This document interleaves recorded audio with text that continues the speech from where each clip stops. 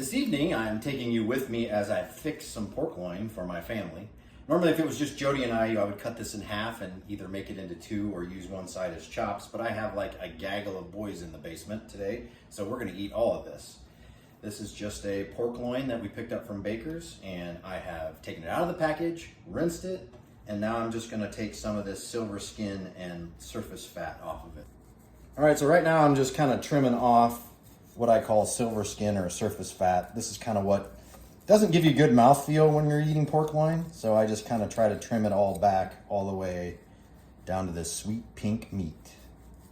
Next, I'm gonna coat the loin with a binder, and for this particular process, I like to use just plain old yellow mustard. And a binder is something that you put on the surface of the meat to give it a good adhesion of the rub, which I'm gonna add in a minute.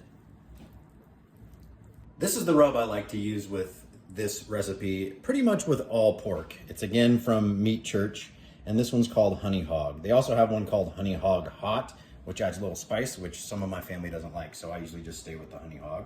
And so we're just gonna give this a nice coating all over it.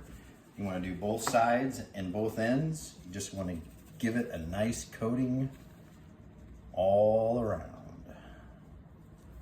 The rub is all set, and we're out here at my Big Green Egg.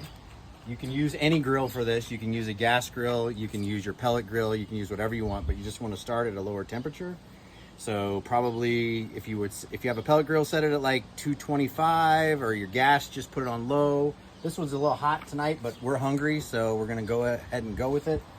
So we're just gonna add it to the grill and let it cook until the internal temp is about 135. And while your meat is cooking, you fix your ice maker. Time to check, see where we're at here temperature-wise.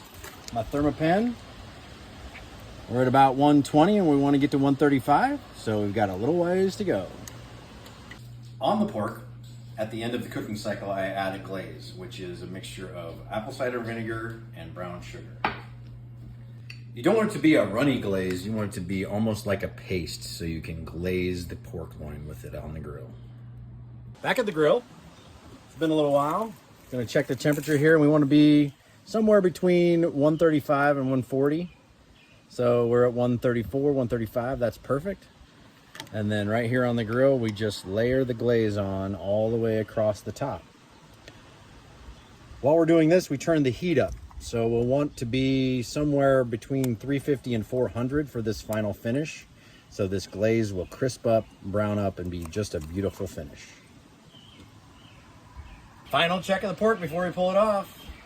Should be above 140. Right at 140. So we're done. Pull it off and let it rest.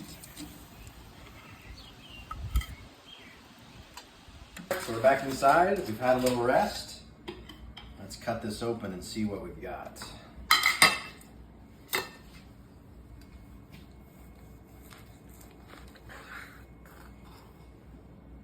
Beautiful, completely cooked, steamy, delicious